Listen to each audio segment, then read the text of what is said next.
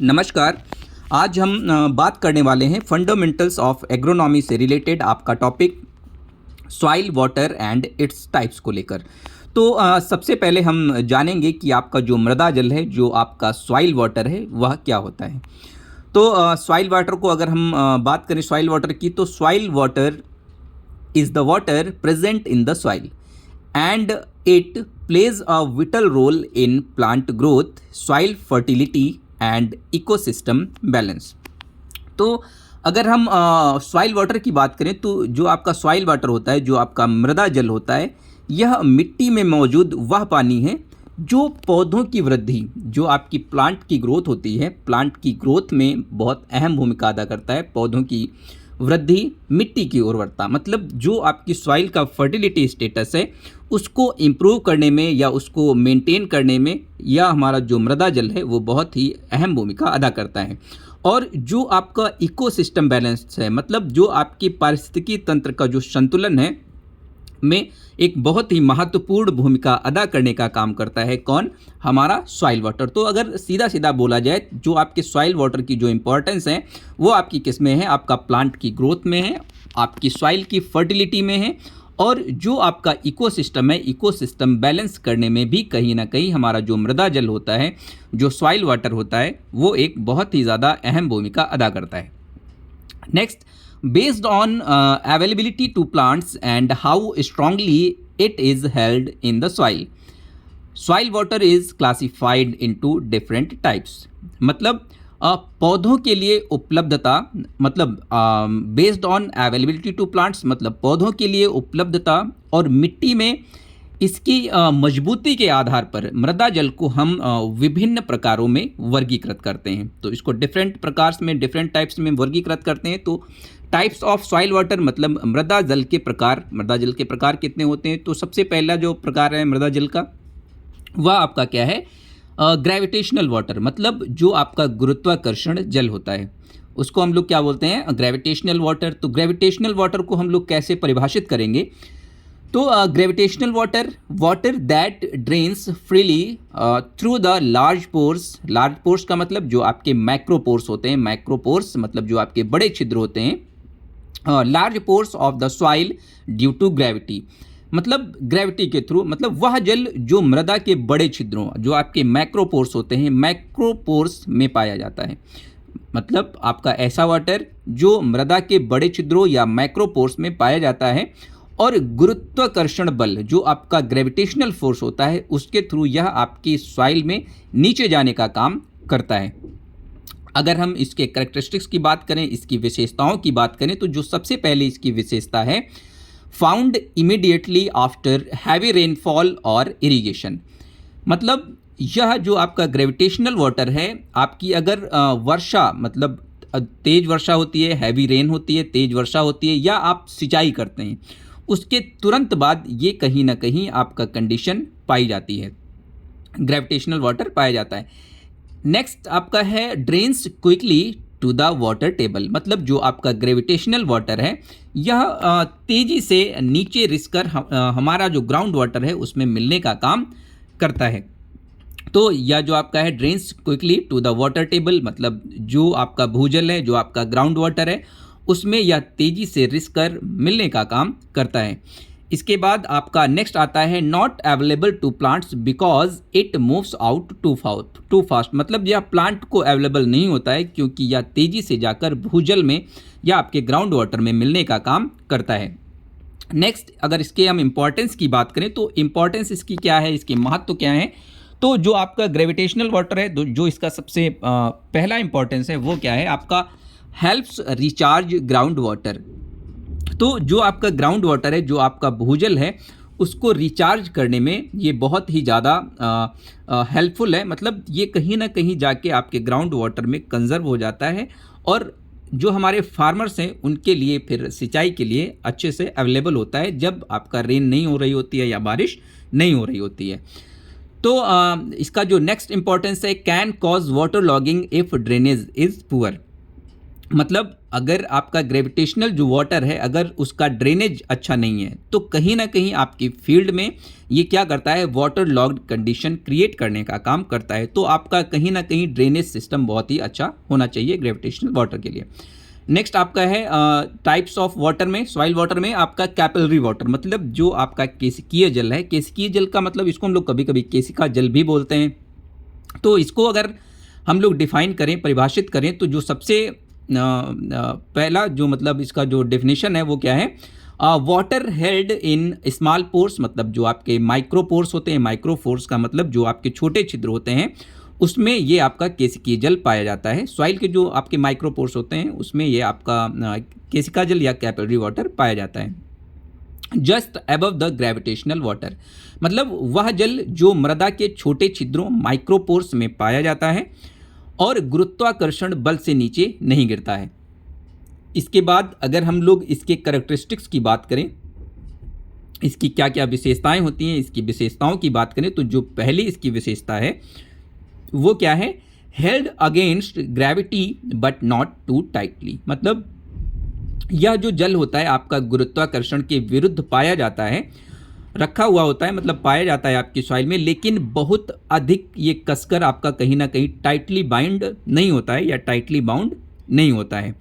Next अगर इसकी हम विशेषता की बात करें, कैरेक्टरिस्टिक्स की बात करें, तो ईजिली अवेलेबल टू प्लांट्स, तो जो आपका केशिका जल होता है, जो आपका कैपिलरी वाटर होता है, वह कहीं ना कहीं जो आपके प्लांट्स होते हैं उनको ईजिली अवेलेबल होता है। तो ये प्लांट्स जो हैं आपको इसको एब्जॉर्ब करके, ये वाटर इनटेक करके कहीं ना कहीं अपनी ग्रोथ और डेवलपमेंट में इस्तेमाल करने का काम करते हैं।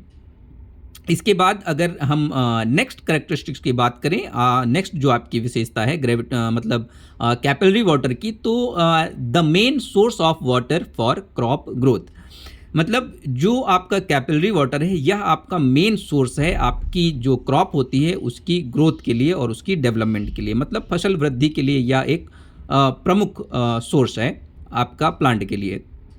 नेक्स्ट आपका क्या है, इम्पोर्टेंस, मतलब इसके क्या महत्व हैं, इसके क्या लाभ हैं, तो most useful for the water, most useful form of water for plants, मतलब जो आपका कैपिलरी वाटर है वह पौधों के लिए बहुत ही उपयोगी है, मतलब जो आपके पौधे होते हैं उनकी ग्रोथ के लिए और उनकी डेवलपमेंट के लिए, उनकी जितनी भी फिजियोलॉजिकल एक्टिविटीज़ होती हैं उनके लिए भी ये कहीं ना कहीं कैपिलरी वाटर एक अहम भूमिका अदा करने का काम करता है। नेक्स्ट जो आपका इम्पोर्टेंस है कैपिलरी वाटर का वो क्या है, determines crop productivity.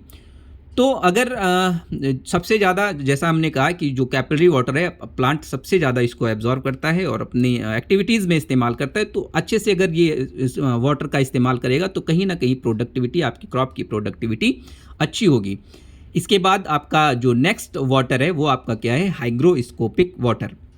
Hygroscopic water, इसको अगर हम लोग डिफाइन करेंगे, इसका जो डेफिनेशन है, इसकी जो परिभाषा है वह क्या है, a very thin film of water tightly bound to soil particles surfaces, मतलब जो आपका हाइग्रोस्कोपिक वाटर होता है वह क्या होता है, यह वह जल है जो मृदा कणों की सतह पर बहुत ही पतली परत के रूप में चिपका रहता है या बाइंड रहता है या पाया जाता है। तो क्या है यह जल जो आपका हाइग्रोस्कोपिक वाटर है, हाइग्रोस्कोपिक वाटर मृदा कणों की सतह पर बहुत पतली परत के रूप में जमा रहता है या चिपका रहता है। अगर हम इसकी विशेषताओं की बात करें, इसकी अगर हम कैरेक्टरिस्टिक्स की बात करें, तो जो आप इसका पहला कैरेक्टरिस्टिक है वो आपका क्या है, not available to plants because it is held too strongly, मतलब जो आपका हाइग्रोस्कोपिक वाटर होता है, जो हाइग्रोस्कोपिक जल होता है, वह क्या होता है, पौधे इसको नहीं ले सकते हैं क्योंकि यह बहुत ही कसकर बंधा होता है, ये बाउंड वेरी स्ट्रांगली। तो हाइग्रोस्कोपिक जो वाटर है ये आपका सॉइल पार्टिकल से वेरी टाइटली बाउंड होता है, बहुत ही टाइटली बाउंड होता है, तो इसको प्लांट एब्जॉर्ब नहीं कर सकते हैं, मतलब इसको अपनी डिफरेंट एक्टिविटीज़ में या ग्रोथ या डेवलपमेंट में इसको इस्तेमाल नहीं कर सकते हैं। नेक्स्ट जो इसका इंपॉर्टेंस मतलब कैरेक्टरिस्टिक्स है वो आपका क्या है, present in all types of soil even when they look dry, मतलब सूखी मृदा में यह जल नॉर्मली पाया जाता है, मतलब ये लगभग जितनी भी आपकी प्रकार की सॉइल्स होती हैं ये सभी प्रकार की सॉइल में पाया जाता है जब ये आपकी क्या होती है, सूखी मृदा होती है। सूखी मृदा में ये कहीं ना कहीं आपके सॉइल पार्टिकल से बाउंड पाया जाता है। नेक्स्ट है can only be removed by heating at high temperature. तो यह जो आपका हाइग्रोस्कोपिक वाटर है, जब आप मृदा को हाईली हीट करते हैं तब ये आपके प्लांट्स को या अदर चीज़ों को ये क्या होता है, अवेलेबल होता है। नेक्स्ट अगर हम इंपॉर्टेंस की बात करें, इसके महत्व की बात करें, तो जो सबसे पहला इसका इंपॉर्टेंस है आपका क्या है, maintains soil particles moisture balance. तो जो भी आपके सॉइल पार्टिकल्स होते हैं, जो भी आपके मृदा कण होते हैं, मृदा कणों में नमी बनाए रखने में ये बहुत ही ज़्यादा हेल्पफुल है, बहुत ही ज़्यादा मदद करता है। कौन? आपका हाइग्रोस्कोपिक वाटर। तो कहीं ना कहीं हाइग्रोस्कोपिक वाटर लगभग हर टाइम आपकी सॉइल में प्रेजेंट रहता है। तो ये कहीं ना कहीं आपके सॉइल पार्टिकल्स है, जो आपकी मृदा है उसमें मॉइस्चर बनाए रखने का काम करता है। इसके बाद अगर हम नेक्स्ट इंपॉर्टेंस की बात करें, तो नेक्स्ट इंपॉर्टेंस आपका क्या है, has no direct role in plant growth. तो अगर हम हाइग्रोस्कोपिक वाटर की बात करें तो इसका जो रोल है, ये डायरेक्ट प्लांट की ग्रोथ में इन्वॉल्व नहीं होता है। ये पौधों की वृद्धि में इसका सीधा उपयोग नहीं होता है, जो आपका हाइग्रोस्कोपिक वाटर होता है उसका। नेक्स्ट अगर हम वाटर टाइप की बात करें तो आपका कौन सा है, नंबर 4 केमिकल कंबाइंड वाटर। तो आपका जो केमिकल कंपाउंड वाटर है, मतलब जो आपका रासायनिक जल है, अगर उसको हम लोग डिफाइन करें, उसको अगर हम परिभाषित करें तो इसका डेफिनेशन क्या है, water that forms part of the chemical structure of minerals. मतलब जो आपका केमिकल कंबाइंड वाटर है, केमिकल कंबाइंड वाटर कौन सा वाटर है या कौन सा जल है, यह वह जल है जो मृदा खनिजों। तो अगर हम केमिकल कंबाइंड वाटर की बात करें, जैसे water that forms part of the chemical structure of the minerals, that is gypsum clay minerals, gypsum comma clay minerals. तो अगर केमिकल कंबाइंड अगर हम लोग वाटर की बात करें तो यह वह जल है जो मृदा खनिजों, जो मृदा खनिज हैं, जैसे आपका जिप्सम है, जैसे चिकनी मिट्टी है, की रासायनिक संरचना में अहम भूमिका अदा करते हैं। तो जो आपके मृदा खनिज जैसे आपका जिप्सम है या चिकनी मिट्टी है, या मतलब क्ले मिनरल्स चिकनी मिट्टी है, कि रासायनिक संरचना में क्या करते हैं, बहुत ही इम्पॉर्टेंट रोल प्ले करने का काम करते हैं। अगर इसके हम कैरेक्टरिस्टिक्स की बात करें तो जो पहला इसका कैरेक्टर है, अनअवेलेबल टू प्लांट्स। तो जो आपका केमिकल कंबाइंड वाटर है, ये आपके पौधों की वृद्धि और विकास के लिए उपलब्ध नहीं होता है। नेक्स्ट अगर हम बात करें, can only be released by chemical reactions और हीटिंग।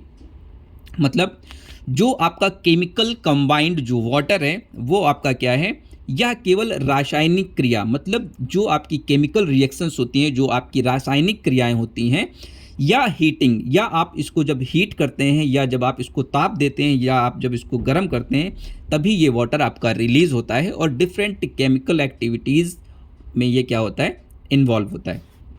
नेक्स्ट अगर हम इम्पॉर्टेंस की बात करें, आपका जो केमिकल कंबाइंड वाटर है, अगर उसके हम महत्व की बात करें तो इसका महत्व क्या है, जो केमिकल कंबाइंड आपका वाटर है, इसका हमारे जीवन में क्या इंपॉर्टेंस है, या हमारी जो आपकी क्रॉप होती हैं, या आपकी जो भी फील्ड क्रॉप्स होती हैं, या जो भी प्लांट्स होते हैं, उसमें ये आपका क्या भूमिका अदा करता है। तो जो सबसे इम्पॉर्टेंट इसका महत्व है वो क्या है, नॉट फाइनली अगर देखा जाए तो not directly useful for crops.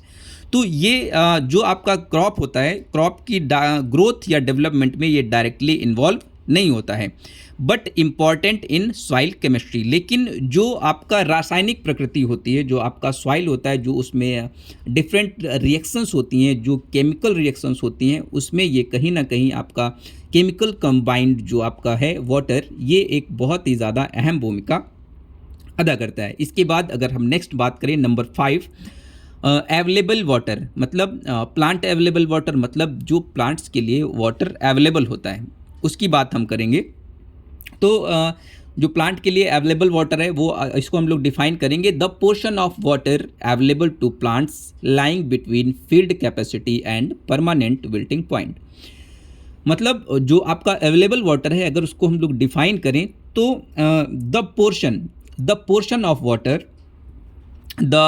Of water available to plants lying between field capacity and permanent wilting point.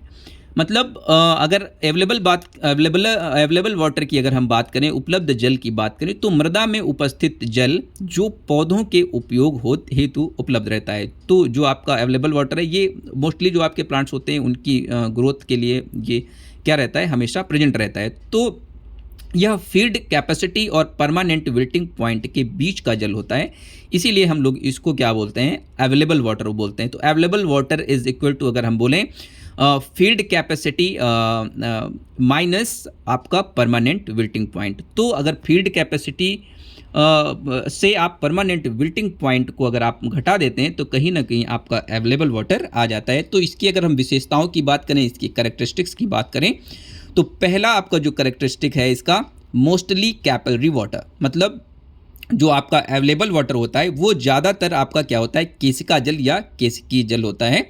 तो ये केशिकीय जल के रूप में पाया जाता है जो आपका अवेलेबल वाटर होता है। नेक्स्ट आपका क्या है, इसका characteristics directly used by plants for growth and metabolic activities, मतलब जो आपके प्लांट्स होते हैं, पौधे इसे अपनी वृद्धि और उपापचय की जो क्रियाएं होती हैं उसके लिए उपयोग करने का काम करते हैं।